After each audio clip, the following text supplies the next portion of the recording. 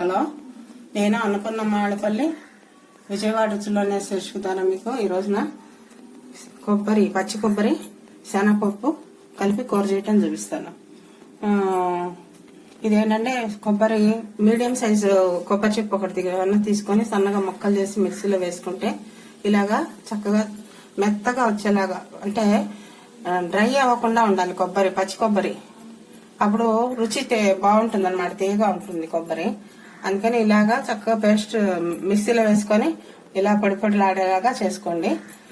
ఎక్కడ ముక్క లేకుండా మెత్తగా ఉండేలాగా మిక్సీ పెట్టుకోండి.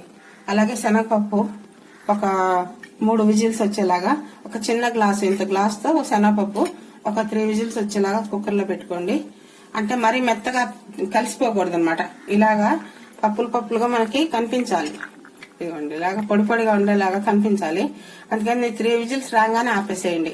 ఆపేస్తే మీకు మెత్తగా గుజ్జులాగా కాకుండా ఇలా పప్పు ఉడకాలి, కానీ పప్పు కలిసిపోకుండా ఇలా బద్దలుగా కనిపించేలాగా ఉండాలన్నమాట. అందుకని 3 విజిల్స్ వస్తే చాలు, సరిపోతుంది. ఇప్పుడు నేను మీకు తిరగమాత వేసి కూర చేయటం ఎలాగో చూపిస్తాను. వేసాను నూనెలో మనము ఒక 1/4 స్పూన్ ఆవాలు, ఒక 1/4 స్పూన్ మినపప్పు, ఒక 1/4 స్పూన్ పచ్చిశనగపప్పు. అంటే మనం పచ్చిశనగపప్పుతో చేస్తున్నాం కదండి, మళ్ళీ తిరగమాతలు వేయాలా అని అనుకోవచ్చు. దేని రుచి దాందే. శనగపప్పు పడితే ఆ ఐటమ్కి వచ్చే రుచి సపరేట్గా ఉంటుంది. అందుకని మనం అది కూడా వేసుకోవాలి తప్పనిసరిగా. ఆ తర్వాత తిరగండి, తిరగమాత వేగిపోయింది, చిట్టుపట్లాడుకోతున్నాయి ఆవాలు. దీంట్లోకి కరివేపాకు, ఎండుమిరపకాయలు ముక్కలు చేసి వేసుకోవాలి. ఇలా వేసుకోవాలి. ఆ తర్వాత మనం పచ్చి కొబ్బరి తీసుకున్నాం కదా, ఈ పచ్చి కొబ్బరిని వేసుకున్నాం. ఈ కూర చేయటం చాలా సింపుల్, ఒక 5 నిమిషాలు కూడా టైం పడుతుంది. ఎందుకంటే ముందుగానే మనము కొబ్బరి కట్ చేసి పెట్టుకొని మిక్సీలో వేసేసుకొని పొడి చేసుకుంటాం కనుక, అలాగే శనగపప్పు కూడా ఉడకబెట్టేసుకోవడం అయిపోతుంది కనుక ఒక 5 మినిట్స్ లోపుగానే ఈ కూర ప్రిపేర్ అయిపోతుంది. ఇదిగోండి శనగపప్పు. ఈ శనగపప్పు కొబ్బరితో పాటు తిరగమాతలో వేగితే మనకి కూర అయిపోయినట్టే లెక్క అనమాట. దీంట్లోకి మనము రుచికి సరిపడాగా, ఎక్కువ అక్కర్లేదు. ఎందుకంటే కొబ్బరి ఐటమ్ కనుక స్వీట్ గా ఉంటుంది. మరి ఎక్కువ ఉప్పు కారం వేసుకుంటే నేచురల్ గా ఉండే కొబ్బరి శనగపప్పు రుచి తగ్గిపోతుంది అనమాట. అందుకని కొంచెం ఉప్పు, కొంచెం కారం కూడా తగ్గించి వేసుకోండి, అప్పుడు బాగుంటుంది. కొబ్బరి శనగపప్పు రుచి మనకు బాగా తెలుస్తుంది అనమాట. తిరగమాతలకు మనం మిక్సీ వేసుకున్నటువంటి కొబ్బరి, ఉడకబెట్టుకున్నటువంటి శనగపప్పు, ఆ తర్వాత కొద్దిగా ఉప్పు, కొంచెంగా రుచికి సరిపడాగా కారము వేసుకొని మనం కలిపేసేసుకోవడం.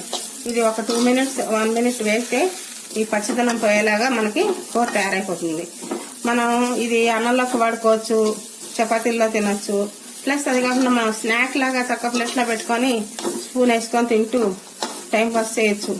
అలా చేసుకున్నా కూడా చాలా బాగుంటుంది. మల్టీపర్పస్ అనమాట. 2-3 వెరైటీస్గా మనము చేసుకొని తినొచ్చు. కొబ్బరి అనే పదార్థము ఏ రకంగా చేసినా కూడా పచ్చడి చేయండి, పెరుగు పచ్చడి చేయండి, కూర చేయండి. ఇప్పుడు అన్ని కూరలు క్యాబేజీ, కాలీఫ్లవర్, బీన్స్, ఇలా గోరుచిక్కుడుకాయలు, ఇలా ప్రతి కూరలోనూ కొంచెం కొబ్బరి వేసి చేసుకున్నా కూడా ఆ రుచి చాలా చక్కగా ఉంటుంది అనమాట. దానికి మ్యాచ్ అవుతుంది, ప్రతిదానికి కొబ్బరి మ్యాచ్ అవుతుంది. అందుకని మనం ఇలా చేసుకోవచ్చు. కూర వేయటం అయిపోయింది, ఇలా తీసుకొని మీకు చూపిస్తాను. ముద్ద కట్టకుండా ఇలా చక్కగా పొడి పొడిలాడుతూ ఉండాలి. అలా ఉంటే కూర బాగుంటుంది. ముద్దగా ఉందనుకోండి అది అంత బాగా వేగదనమాట. కొబ్బరి కొంచెం పచ్చివాసన వస్తున్నట్టుగా ఉంటుంది. అందుకని కూర వేయించడం అనేది ముద్ద కట్టకుండా పొడిగా ఉండేలాగా చేసుకోండి.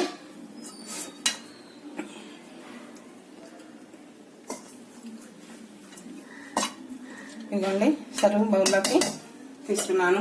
కూర చక్కగా ఎండుమిరపకాయలు, కరివేపాకు అన్ని వేసి చేసుకునేప్పటికీ మంచి వాసన వస్తుంది. ఎవరికైనా సరే, పిల్లలు పెద్దలు అందరూ తినడానికి ఇష్టపడతారు. కనుక మీరు ఇలాగా కొబ్బరితో, దీని పొడికూర అంటారు, ఈ పొడికూర చేసుకుంటే శనగపప్పు కొబ్బరి పొడికూర అంటారు అనమాట. ఇలా చేసుకొని కన్నా తింటే మీరు టిఫిన్లోకి ఉపయోగించుకోవచ్చు, అన్నంలోకి ఉపయోగించుకోవచ్చు. ఎలా చేసుకున్నా కూడా చాలా బాగుంటుంది. ఇలా మీరు చేసుకుంటారని చాలా ఫాస్ట్గా అయిపోతుంది. ఒక 2 నిమిషాల్లో మీకు కూర రెడీ అయిపోతుంది అనమాట. అన్ని రెడీగా పెట్టుకుంటే 2 నిమిషాలు చాలు. అంచేత తొందరగా కూర చేసేసుకొని తొందరగా భోజనం చేసేయండి. ఉంటాను మరి.